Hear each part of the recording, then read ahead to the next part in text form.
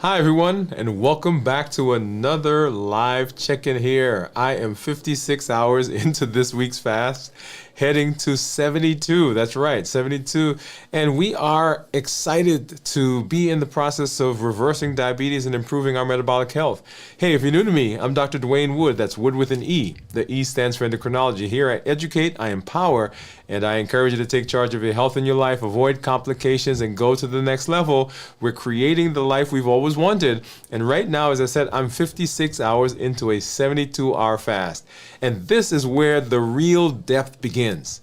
This is not surface. Yeah, no. This is real metabolic change. This is full-on hormonal healing. But tonight, we're not just talking about fasting. We are talking about what happens in between fasting, right? Between those times. Last night, we introduced Balanced Bites, or a couple of nights ago, the fourth pillar of the Limitless Living Health Action Plan. And as the answer to the question, what do I eat when I'm not fasting? We talked about that last night. And tonight, I want to show you exactly why that matters. Because when you pair fasting with strategic fueling of your body, you don't just maintain progress, you multiply it. So let's go ahead. Let's get to talking about the eating window. Let's talk about your metabolism, and let's talk about how Balanced Bites keeps the fire burning even when the fast is paused. Hey. If you're new to me, go ahead and put new in the comments because I'd love to welcome you with a hand clap and some music to let you know that I am excited that you're here. Whatever platform you're joining us from, LinkedIn, Twitch, Instagram, Facebook, and of course here on YouTube. Thank you for coming through. We'll take a look at my numbers here in just a minute because I've got my monitors off to the side. All right, I've got my monitors off to the side, and I've got my my ketone meter, and I've got my contour. And off to the side, I've got, or down below me, that is, I've got my Dexcom Clarity Report, which we'll take a look at here in just a minute. As soon as I do one thing here, really quickly, and we'll get to take a look at that. But my Dexcom Clarity report is going to show what's been going on over the last several days. If you've been following us, you know that we show that each time so that we could see what's been happening since my fast, since I broke the fast last week. It's been now probably almost it's 6 days. Yeah, 6 days since we broke the fast, and we'll take a look and see what those numbers are showing. Okay, and there it is. Here we are. Okay, so that is our report that we'll take a look at. And as I mentioned, I've got my Dexcom Clarity down below, and I've got my Keto Mojo and my Contour meters right here next to me. Yeah, there we are. Okay, so let's go ahead and let's take a look at that. Let me pull up my Dexcom, and right now my Dexcom says that my blood sugar is 78. You'll see that up here, right about there, and then down below, right about here, you'll see that is my that's the tracing of my blood sugar. Let me see. Let's pull up. I'm not sure what's going on with my Freestyle Libre. Looks like it lost signals, but we'll come back to that as that comes up. But let's go ahead and let's take a look at these blood sugars. So starting from last night, so 24 hours ago, right? So 50, this is now where I am. So 76 or 77, and you'll see that I remained 70s and 80s. And right here, as I got to the morning, right around 6 o'clock, and I call that the toothpaste effect. The toothpaste effect, right? So you'll see, brush my teeth, and that spiked up. Let's see, how high did it go this morning? Got up to about 109, right? So I was down here in the 80s, spiked up to 109, and then continued going through the rest of the day down into the 90s, into the 80s, and then, of course, where I am right now into the 70s. Okay, so 78. Let me see if the Libre has come up. I'm not sure what's going on with it. while we look at the others, we'll go ahead and I'm going to restart that app while I do that. Okay, and so let's go ahead and I'm going to grab here's my Keto Mojo, here's my Contour, and let's get a test strip. And you guys will notice that I'm back to the old ones because I had a bunch of these left over. We'll see what those are. And a Lancet. And then of course here getting a strip for the Contour. Alright, so get that into the Contour meter.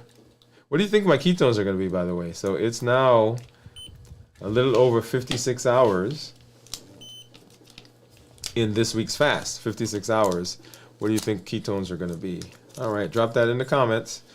Go ahead and get this in. And here is my Lancet. Let's get this one off. Alright, so you see that there. And boom. Get a finger and let's pop that in. Ah, that hurt. As soon as I put that in, ow, ow, ow, ow.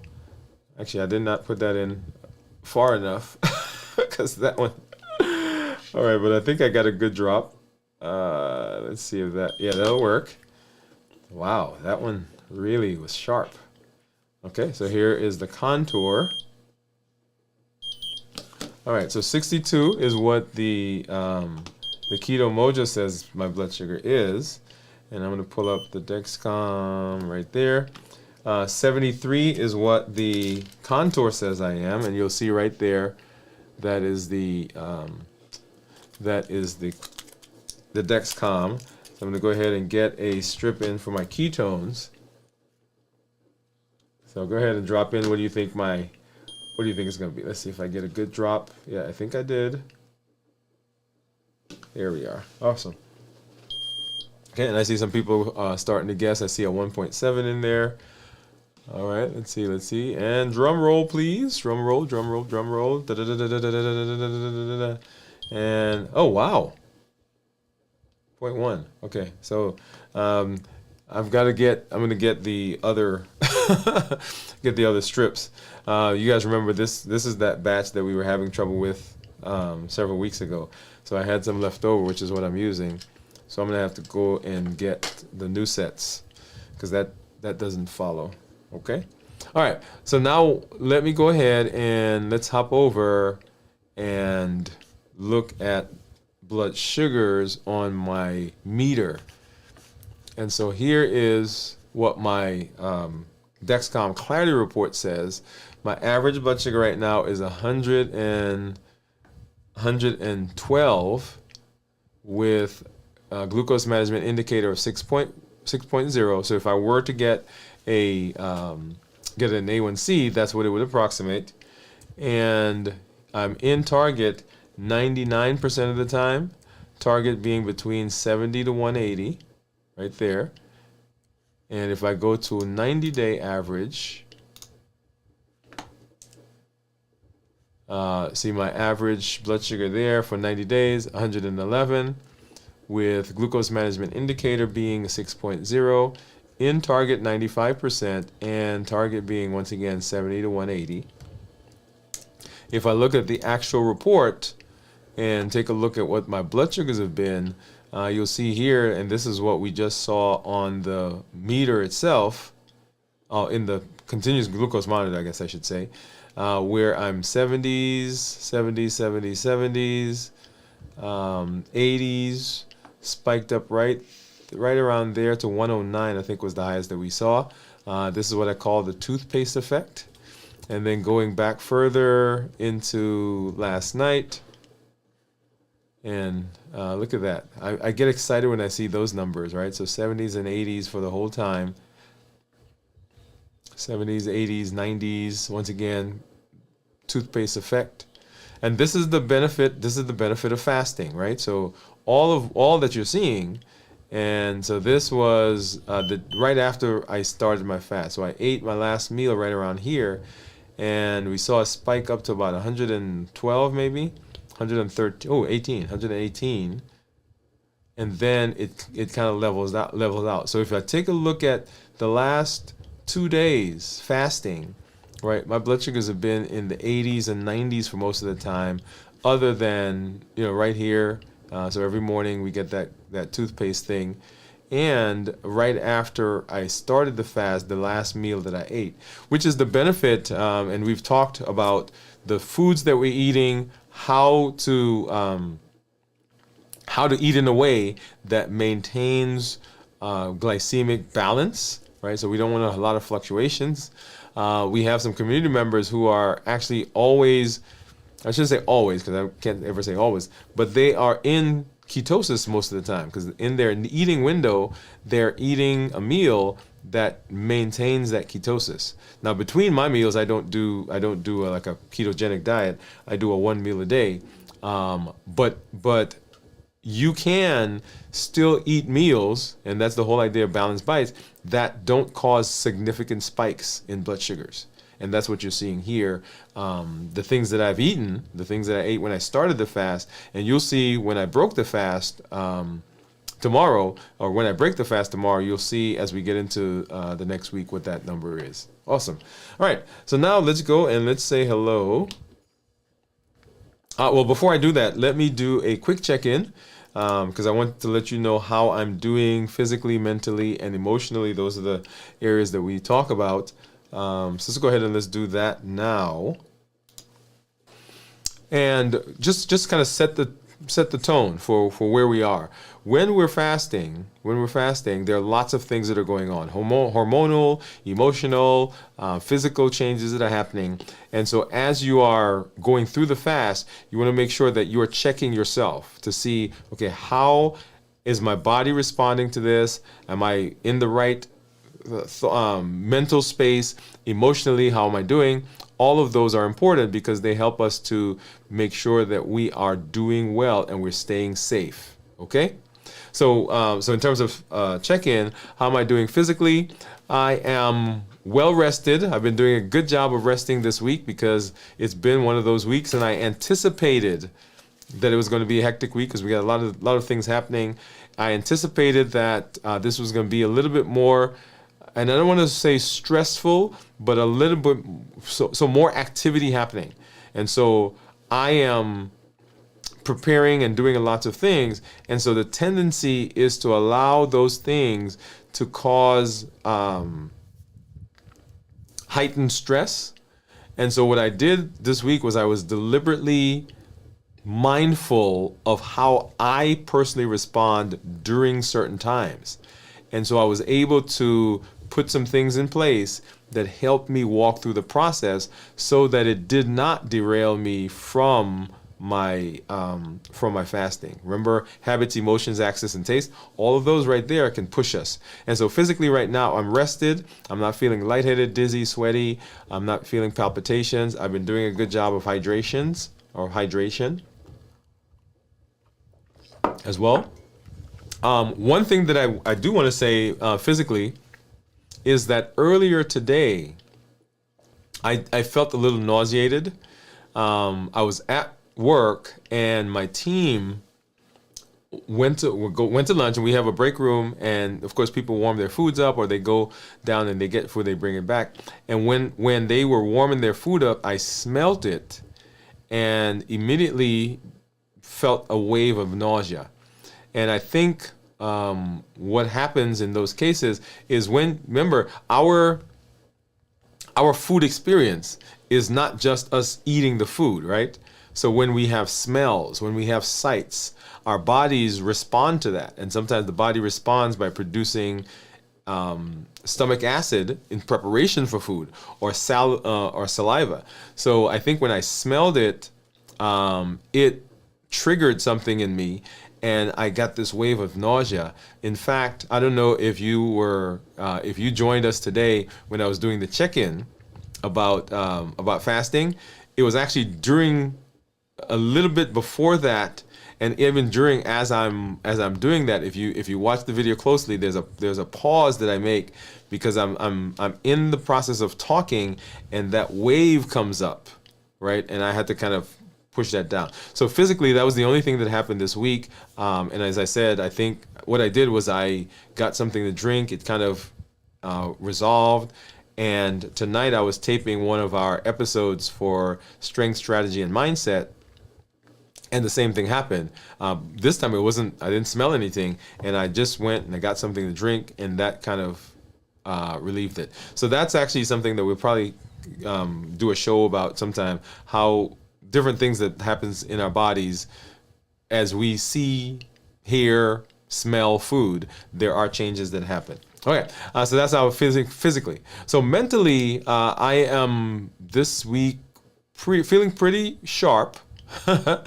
I'm feeling, because I've been resting, and because I have things that are going, my mind is going, and there's a lot of connections that are being made right now because I'm in the fast. And as I mentioned before, if you want to get some supercharged benefits, right, in terms of thought process, projects that you're doing, try to do those projects while you're fasting, and you will, I mean, it's amazing. All right, so that's mentally. And then, of course, emotionally, this I had to be careful of. One of the points I made during the check-in earlier today was that it is not just negative emotions that can cause us to be triggered, positive emotions as well. And so for me, this week has been a lot of positives going on, but because of the heightened emotions, that also, it can be a trigger. One of the things I've got to be careful of is as I get into the weekend, because I'm excited about the program I'm going to be doing, when I get through with that program, right, and as I mentioned to you all before, I get this supercharged, I don't know what it is, this energy that comes out, and it is pretty intense. And so following the program this weekend, I'm going to have to be mindful of how I'm responding, how my body's responding, and of course the emotions, right? So physically, mentally, and emotionally.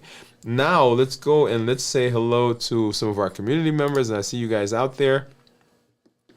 Let's pop over and let's see.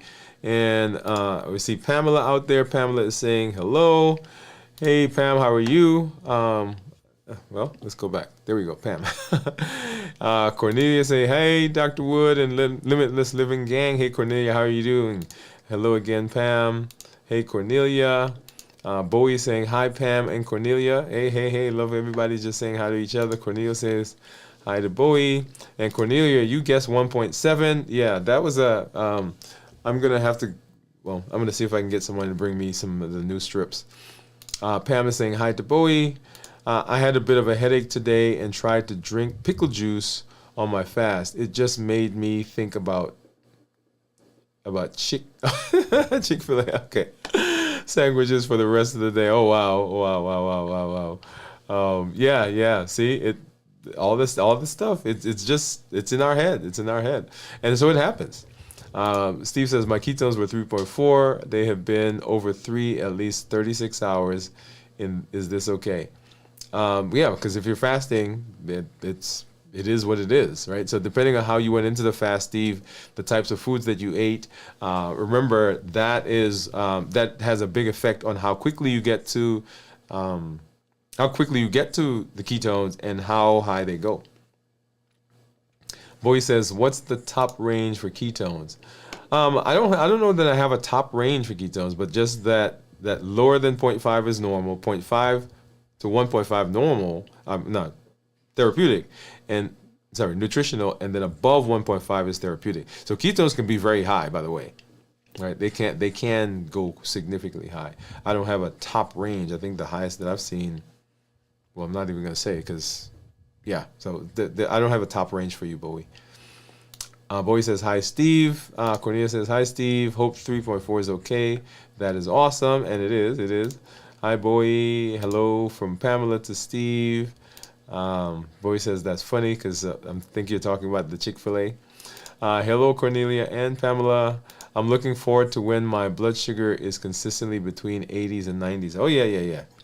It can happen. It will happen. As you say, it will.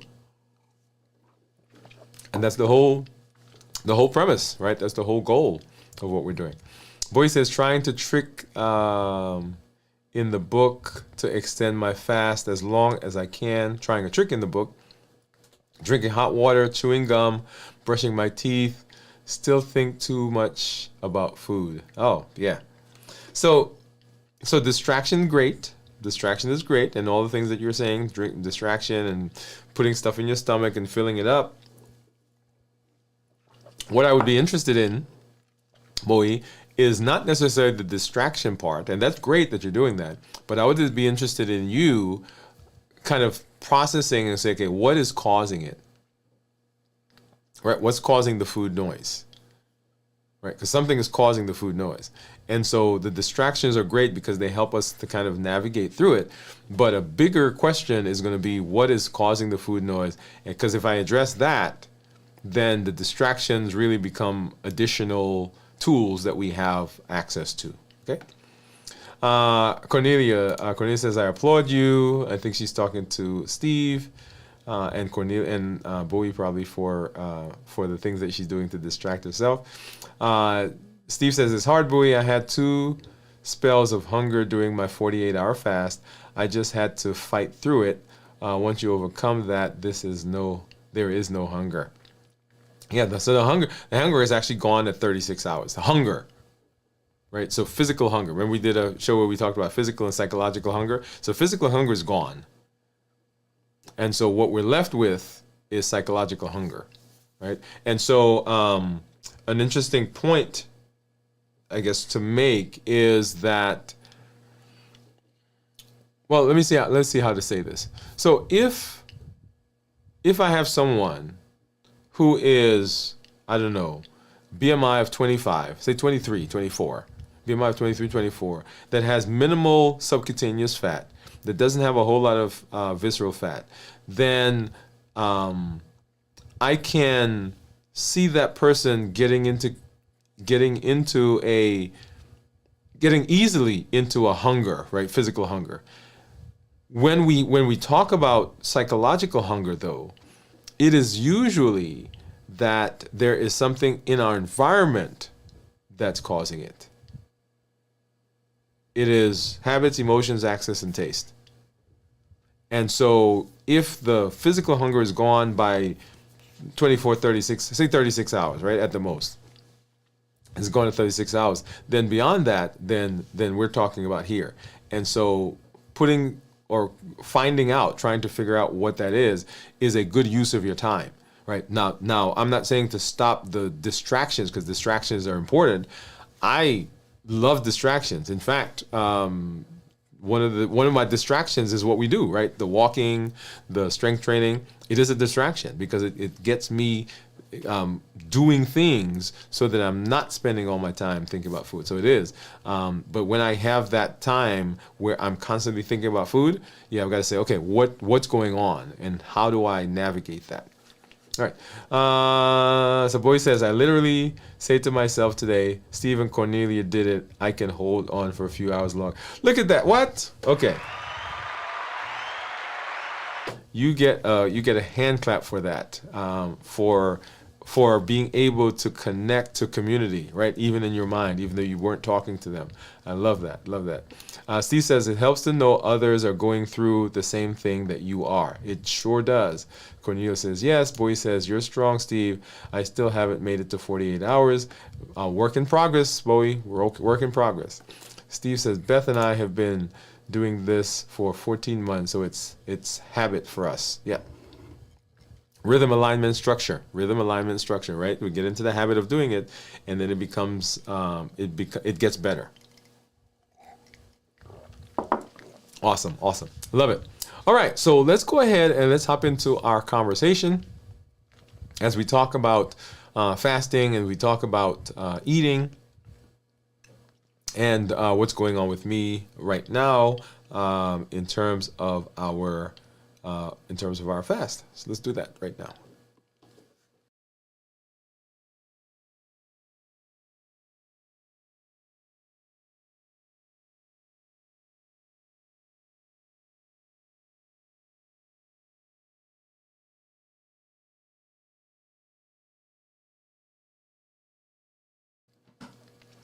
All right, so in our last episode, we talked about balanced bites as a jump starter of our metabolism during fasting.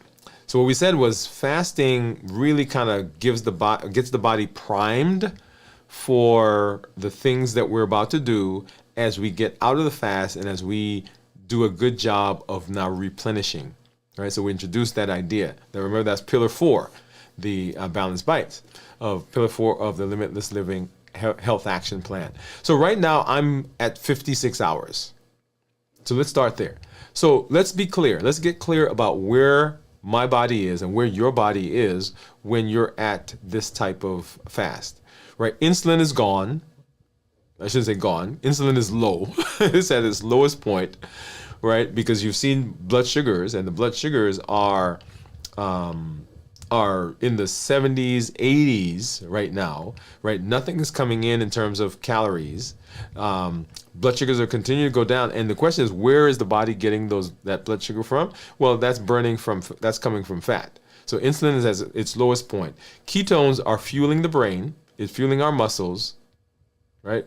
We are in that ketosis. Growth hormone is elevated. This is that protein sparing that we talk about. Autophagy is at its peak. Your body is clearing out damaged cells and is repairing. And most importantly, you're shifting from metabolic stress into metabolic clarity. When we talked about the fact that in the fast, when you first start fasting, your body actually goes into a adaptive stressful mode. So it says, hey, I'm not getting anything in, so I need to go ahead and burn as much of the sugar that's in my blood as possible, that postprandial period. And because of that, insulin level goes down. When the insulin goes down, the body becomes it gets heightened in terms of, okay, I got to start looking for food. Because remember, insulin is that storage hormone, and it signals that there's food around. Because if there's no food around, insulin is not there.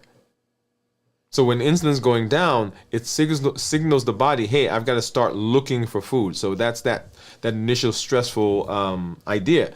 One of the things that I've heard someone talk about is the fact that we talk about fasting as kind of a sluggish, we get tired and we get down.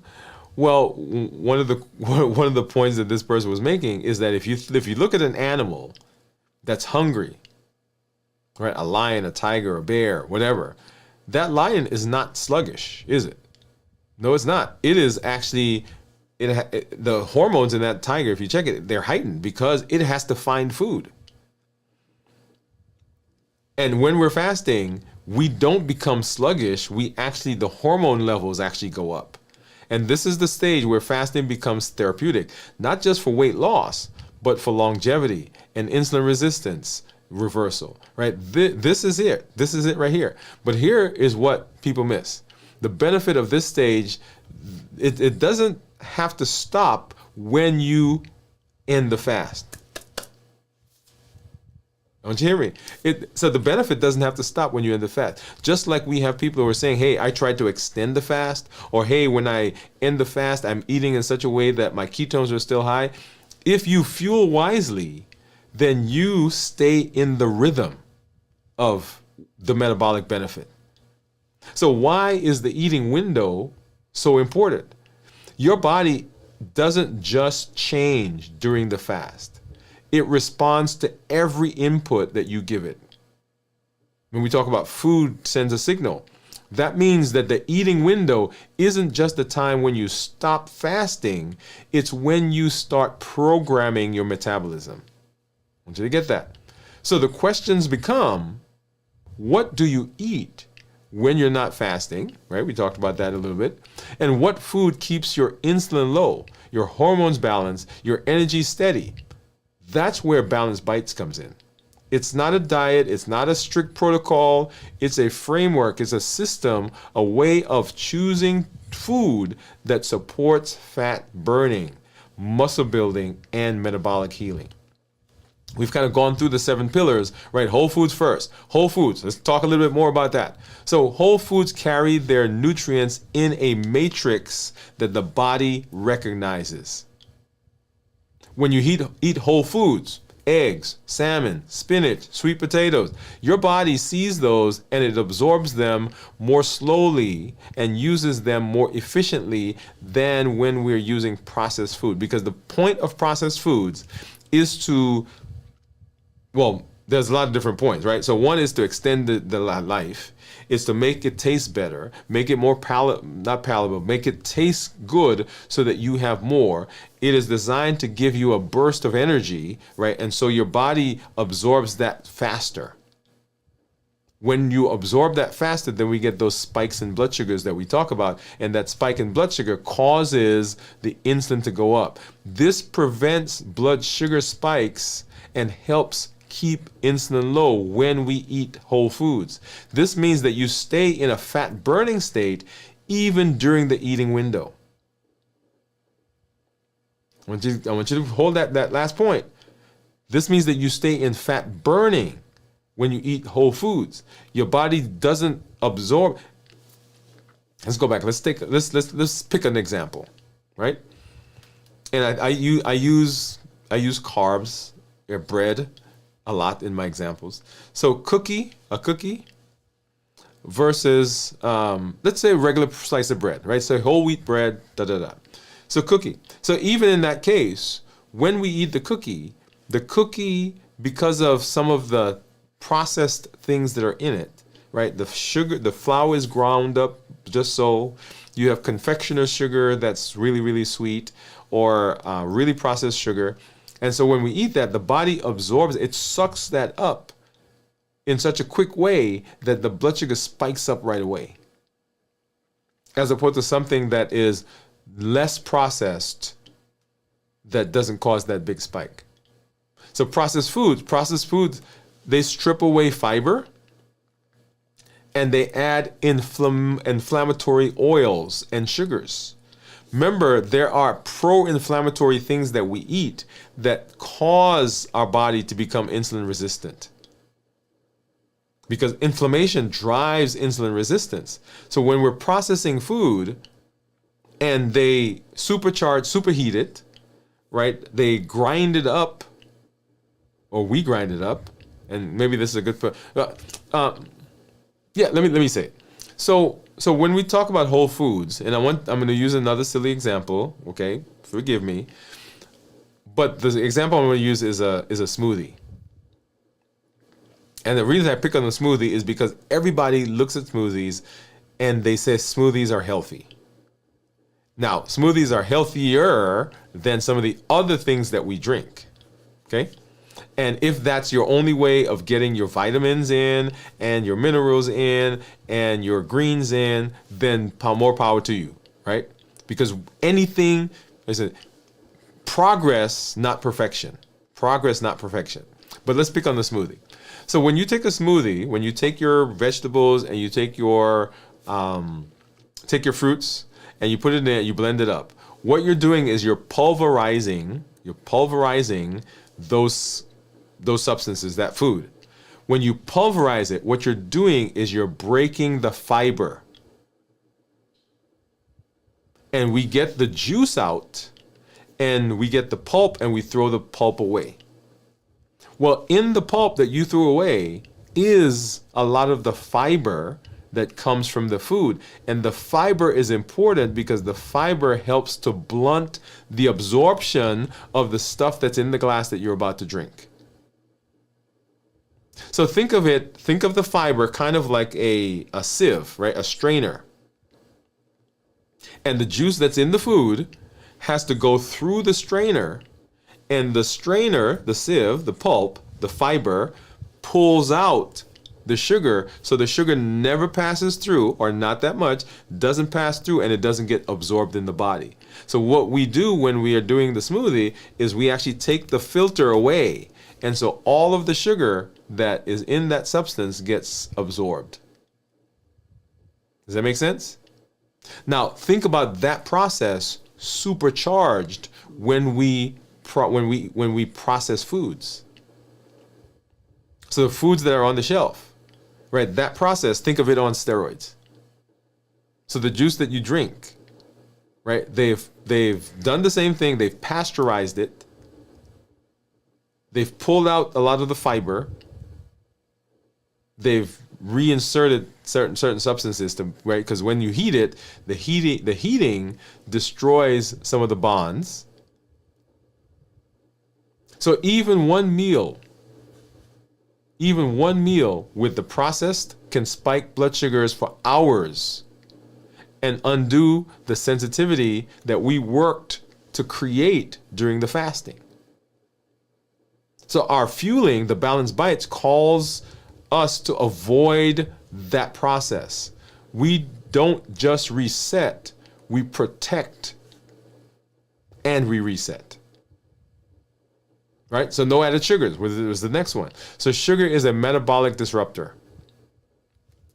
Well, let me back up and let me say it differently. So sugar, glucose is not bad. Too much sugar, too much glucose is bad. Here's an example. So your body, if I took all the sugar that's in your body when your blood sugar is about 100, then all that sugar, blood sugar of 100, if I dry it down, it would fit in 1 teaspoon. So 1 teaspoon of sugar is what the body has if your blood sugar is 100. 1 teaspoon. That's 4 grams. Got it so far? Awesome. So if I go and I grab anything off the counter, off the shelf, and I look at it, it will tell me how many carbs are in that food. And it also will tell me how much sugar has been added. So there are 2 lines there. One says total carbs and it says sugar added. And let's assume that the total carbs are 15 grams of carbohydrates. Say it's, I don't know, pick something. Say it's orange juice. So 15 grams of carbohydrates. And then that second line, sometimes it'll say 0 sugar added, but sometimes it'll say 4 grams. Right? 1 serving, a 4-ounce glass, 4 grams of added sugar. That means for in that glass, there is 1 teaspoon, 4 grams, like I said, 4 grams. So that 4 grams is equivalent to all the sugar that's in your body right now. So if we then go and we find something where it says, hey, we got 15 grams of added sugar, we're talking about 2 teaspoons of sugar. And some of our soft drinks, I'm not going to call a particular one, they have up to 10 to 17 teaspoons of sugar in them. And we already said that sugar is a disruptor of metabolism. So when insulin is high, fat burning shuts down.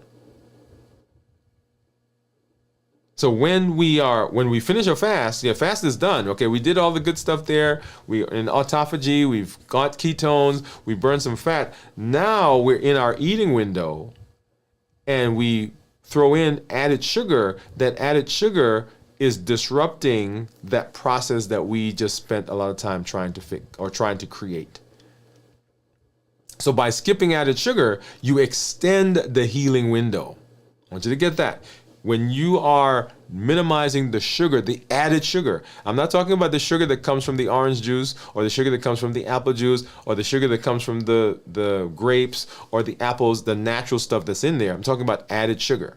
Now, we'll talk about the total number of carbs that we put in. That's a whole nother conversation. But the added sugar, when you're looking at a package, right, the added sugar is detrimental. So Balanced Bites keeps your insulin from rebounding and it supports continued ketone production between the fasts.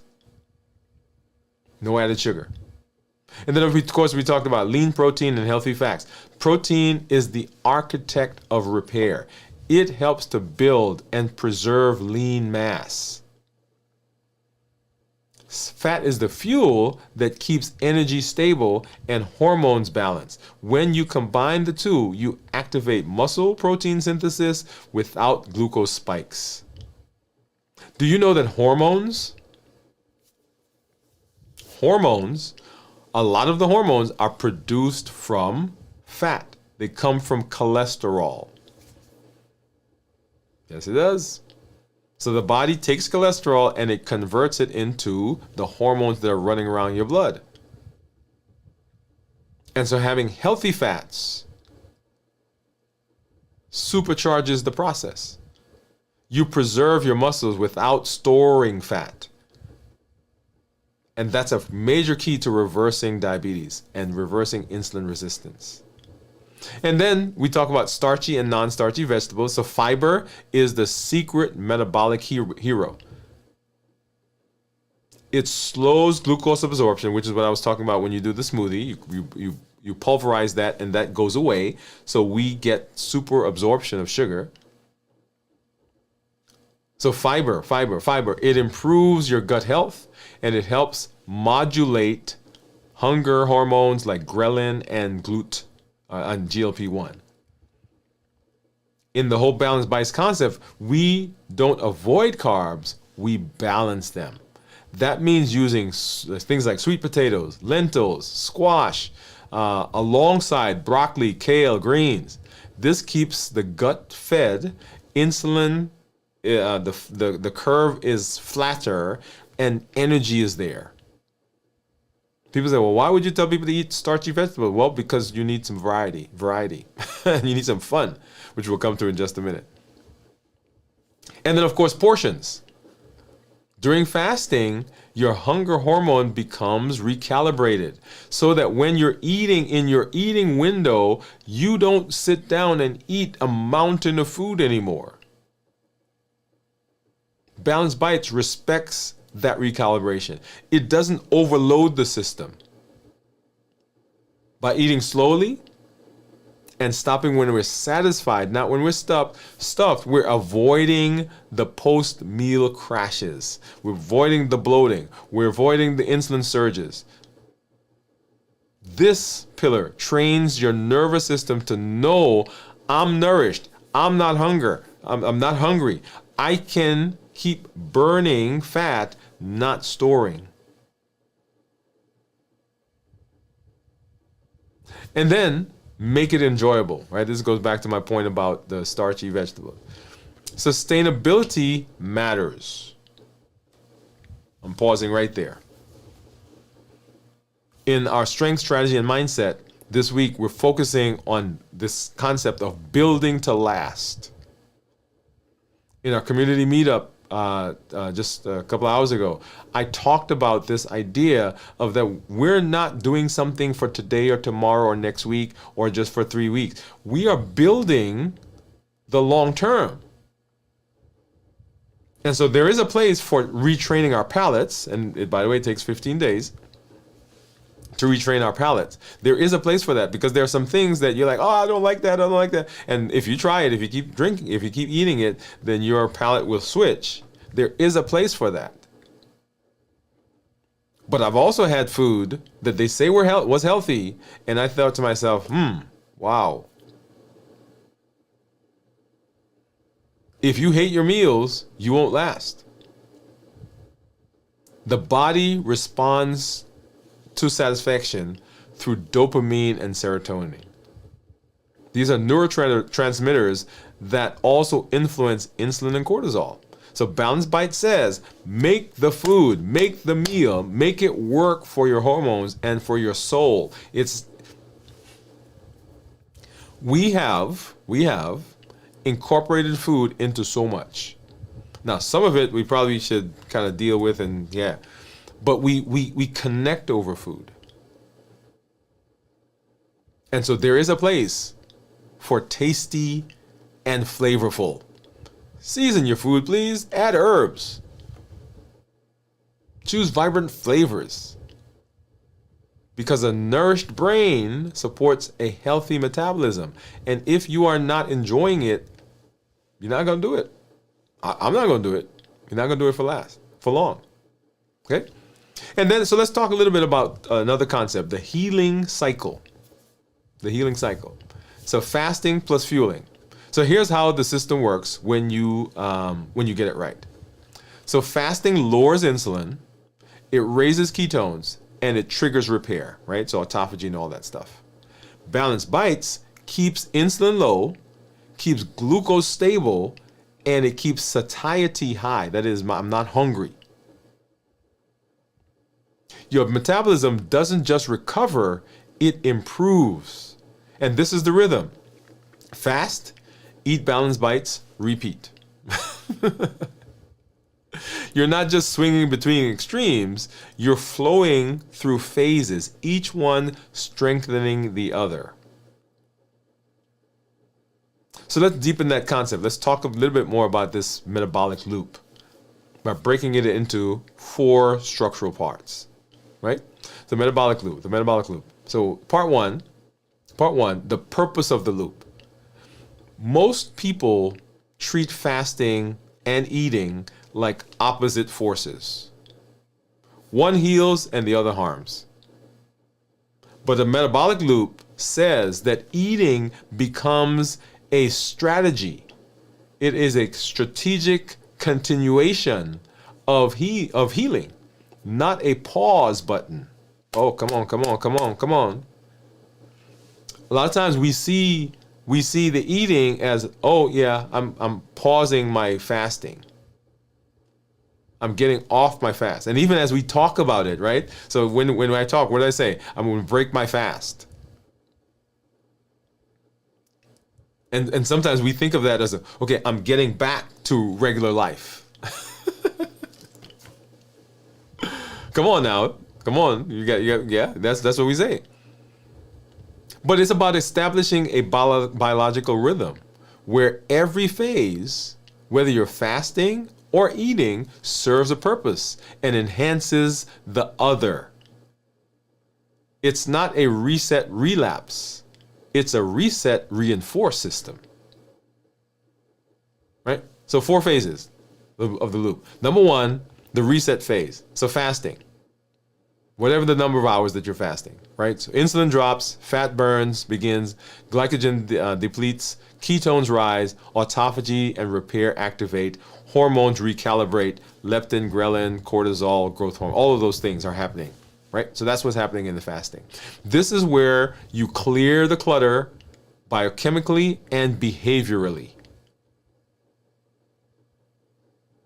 Number 2, second phase, the precision phase. Balanced bites. This is not refeeding in the old sense of refeeding and re-eating, reward eating.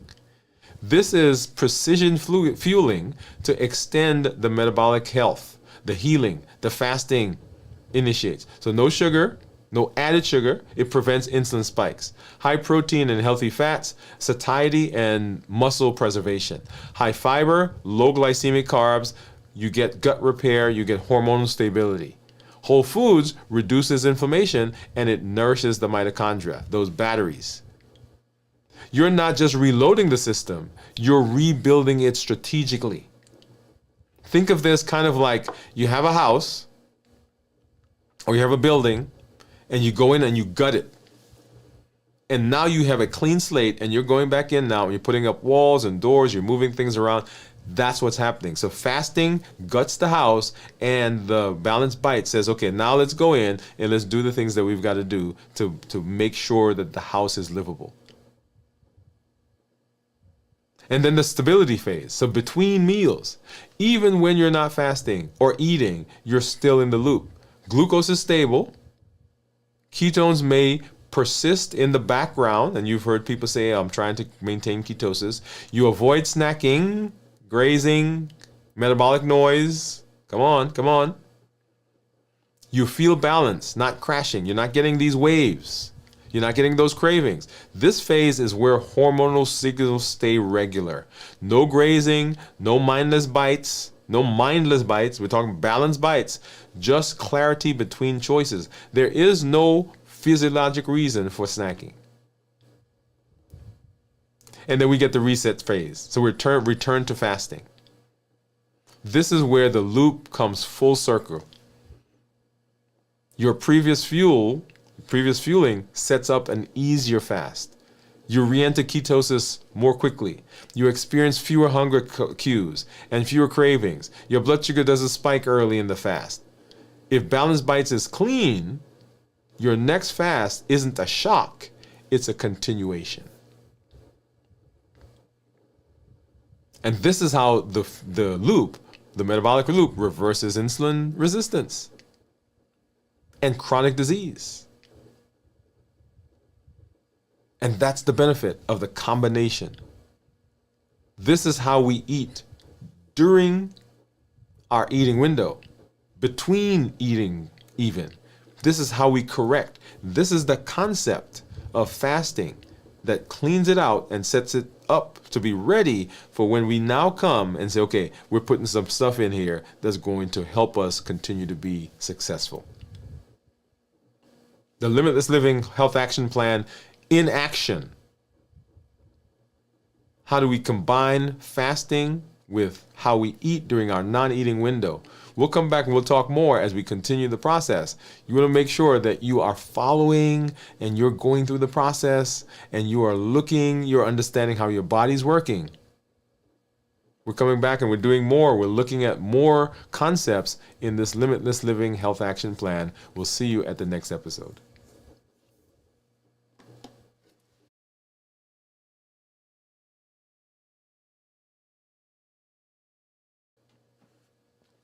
All right. And so the metabolic loop is an amazing concept, right? So it reduces the meal frequency, it improves glucose uptake, it increases fat oxidation, it re-energizes cellular receptors.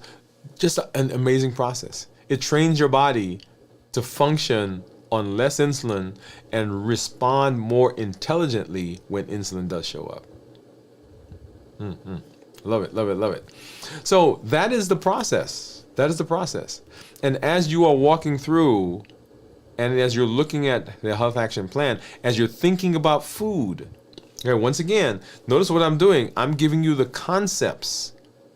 Sometimes people say, hey, can you give me a list? And we have lists that we can give, but I want you to understand what the food is doing, because then you don't have to rely on a list. You can look at a plate. You can look at a menu.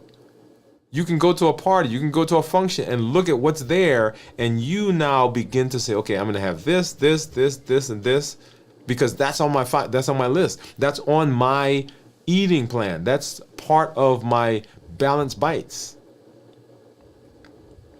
Your food choices become now filtered through balanced bites. I love it. All right, so that is the concept that I want you to begin incorporating. And remember, it's not a one-time thing. It is that we are building to last. Everything that we do is built on our Triple E formula for success. We educate, we empower, and we encourage. And the beauty of this is there are people that I talk to who've been diabetic for years. They've suffered from metabolic disease. They've had strokes and heart attacks and so forth. And one of the things that I continually hear is that I want to do better.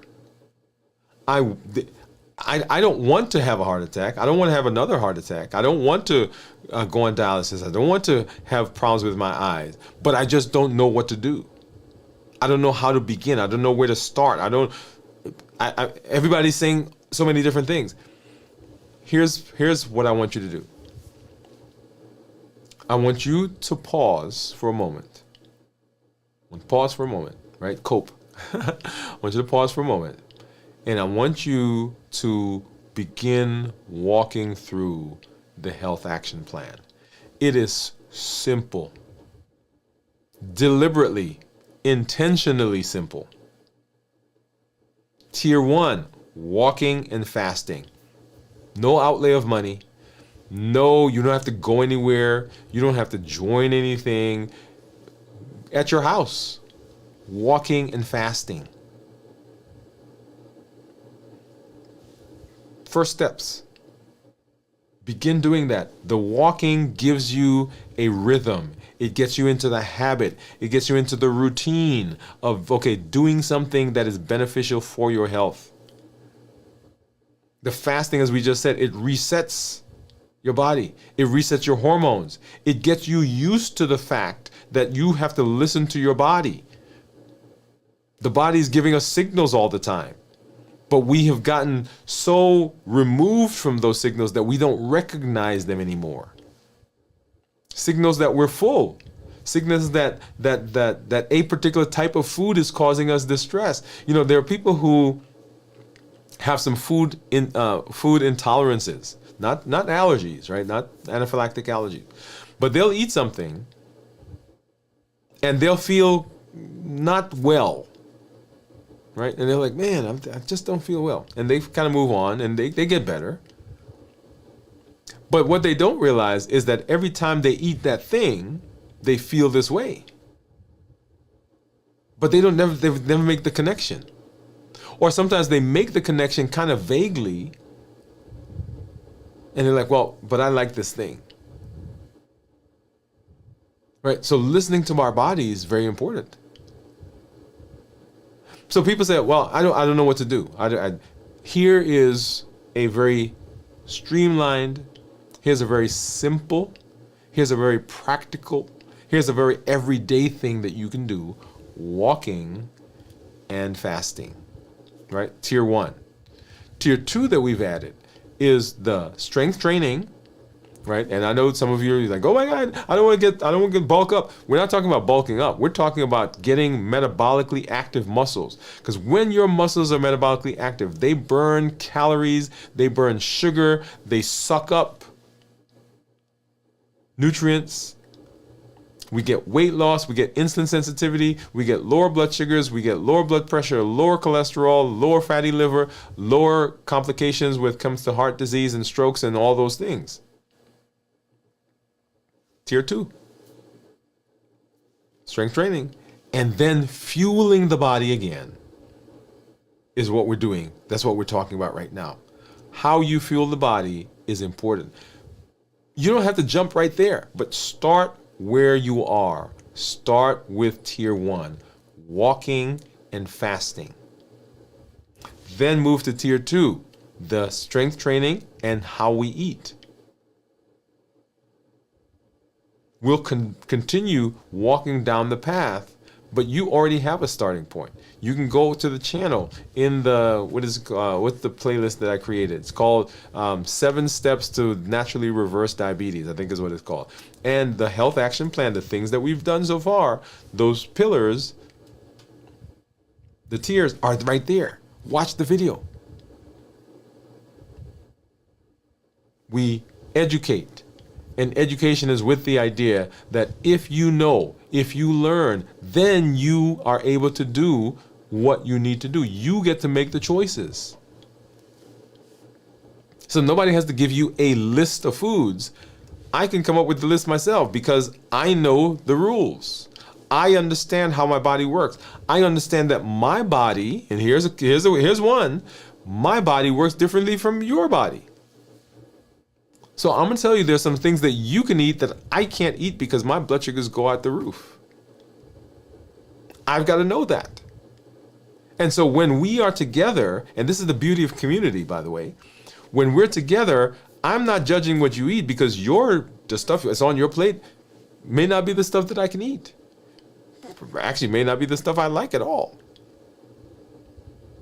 But we got to learn that. That's a process.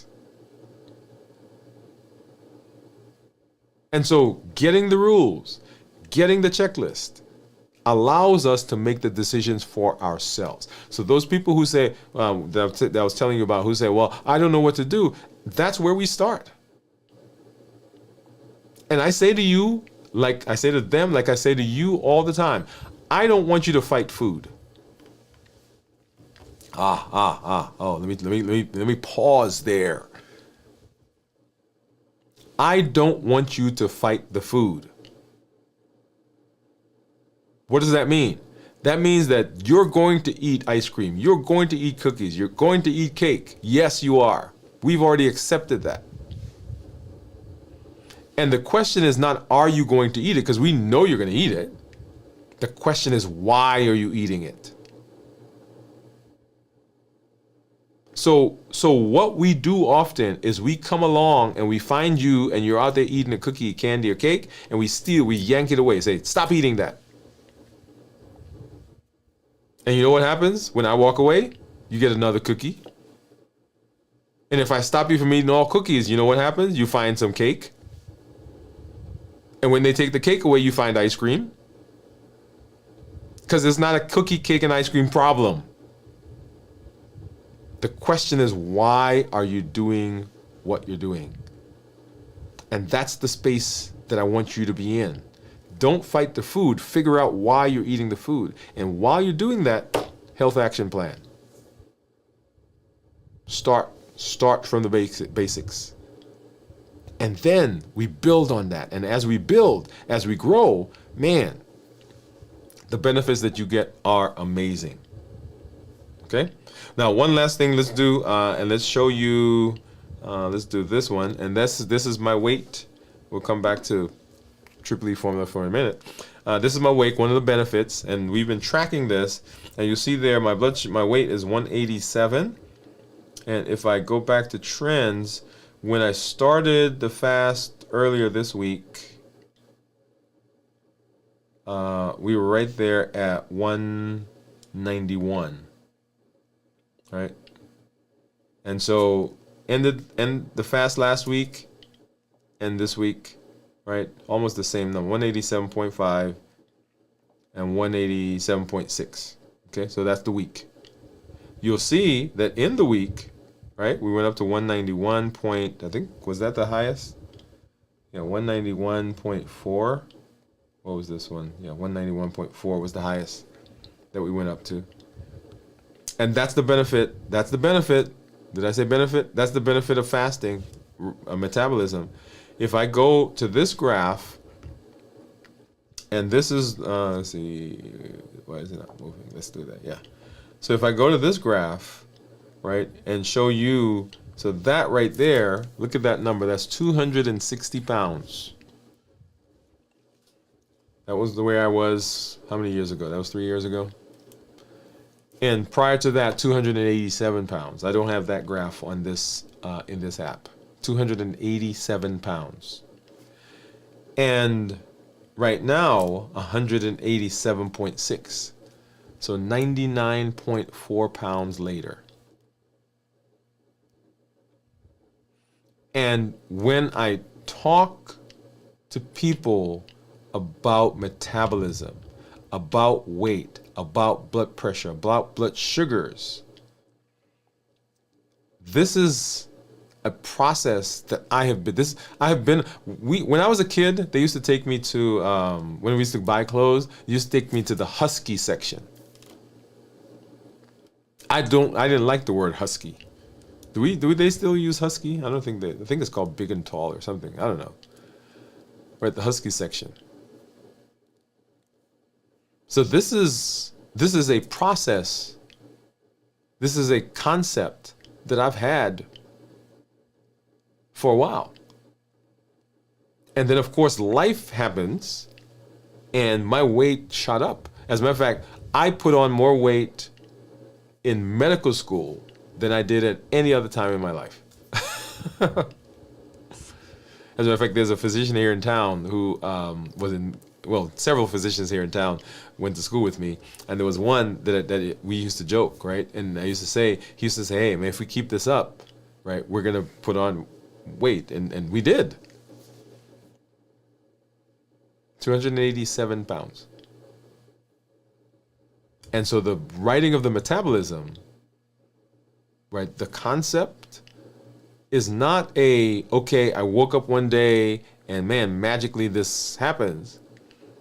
No, this has been a struggle. Did I say struggle? This has been a struggle. This has been a fight. This has been full of shame and doubt and full of self-recriminations. This has been full of addiction. So I hear, I see, when people talk to me, sometimes it's all I can do to not in that moment just wrap my arms around them, because I feel the pain. I feel, because I was there.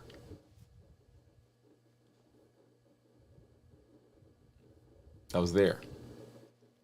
And so when we start talking about metabolism and start talking about the benefit of the things we're doing, this is a process that that comes from history, from trial and error, from learning, from reading, from seeing, from treating, over and over and over and over and over and over. Because I've seen it, and I continue to see it. And when you are here, right, back to our Triple E formula for success, where we educate, we empower, we encourage. Our education is with the idea of changing mindsets. We can't keep treating metabolic diseases the way we are, because it's not working. Over 1 billion people on the planet right now who have diabetes or prediabetes. That number doesn't even include the high blood pressure, high cholesterol, fatty liver, obese, strokes, cardiac problems. It doesn't include that number. This is just pre-diabetes and diabetes. 1 billion, that's billion with a B, people on the planet. So the way we're treating, the way we understand is not working. And it's not that we want to. But for a long time, we didn't understand because we're treating the wrong thing. We think it's a cookie problem. It's not a cookie problem. We think it's a sugar problem. It's not a sugar problem. The cookie comes from something. I keep going to the cookie because of something. I went to the store and I bought 26.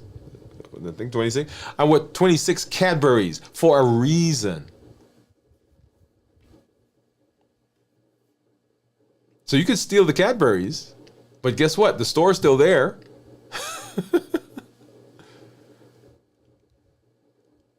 So the question is why? And the blood sugar problem, right? We see the problem. Blood sugar. It's not a blood sugar problem. It's an insulin problem. Because insulin is what's causing the downstream issues. But if I concentrate on the Cadbury and I concentrate on the sugar, then I'm missing the opportunity to now get the thing right. And that's what we want to do. Education. We empower. The walking that we're doing, the 100-day walk to consistency, the strength training, right? Strength, strategy, and mindset. The fasting that we're doing once a week, we go through a fast. The shows that we do where we're learning about balanced bites, where we're learning about how to eat, about how to construct a meal. All of that those are the tools that you get that you could then apply to try to practice the things that we're learning under education. We educate, we empower, and we encourage. I cannot tell you enough about the benefit of community. We all sometimes want to be loners. We can do it. And you may be able to do it for a while. But man, if you're in community, it is so amazing, the boost that you get. So we educate, we encourage, and we educate, we empower, and we encourage. So join the community. When you show up here, tell us your story. Like people are dropping in the chats right now. Tell us what's going on. Where are you? You're 48-hour fast, 24-hour fast. Hey, I just broke my fast. Oh my gosh, man, I struggled this week. That's the benefit of community. So that when you say something, you don't have to explain because we got it, because we've been there. We probably just did it. The benefit of community. And then you now get to be a voice that says to somebody else, we don't have to keep doing it like we're doing it. There is a better way of doing that. And that is why I say to you, go on your journey. Do your thing. Get better. Heal. Recover. Become insulin sensitive. Lose weight. All those things. Because when other people see you, they're like, man, what did you do? You can say, hey, come, let me tell you about it. Be an ambassador for limitless living. So that nothing outside of us or nothing inside of us is going to prevent us from doing what we need to do. We're presenting our best self, our best health, and our best plans to be successful. And that's why I love being in this community, being in this space with you. We'll come back. We'll do our check-in tomorrow as we do our complete review of fasting. You get to see what I'm going to break my meal with. or break my fast with as I get into the rest of the day. Come on and join us. Tomorrow we'll do that probably right around noon, 1 o'clock, because that'll be our 72-hour fast, breaking the fast. We'll talk more about balanced bites and the way we eat and the things that we eat and how that impacts our body. Saturday at 9 p.m. Central, we'll do video from the vault. Sunday morning, This Week in Review, and then we'll be right back here on Monday, 7 p.m. Central for Dwain Woode MD Live as we continue walking through the Limitless Living Health Action Plan. Amazing blueprint process that helps us say, okay, what are the things that I can do, practically speaking, that will help me reverse my disease? Hey, this is Dr. Dwain Woode. That's Woode with an E. The E stands for endocrinology. Here on the channel, I educate, I empower, and I encourage you to take charge of your health and your life, avoid complications, and go to the next level. We're creating the life we've always wanted. I want you to go out now and live a limitless life. We'll see you at the next check-in. We'll see you at the next episode, and we'll see you in the digital space. Good night, everybody.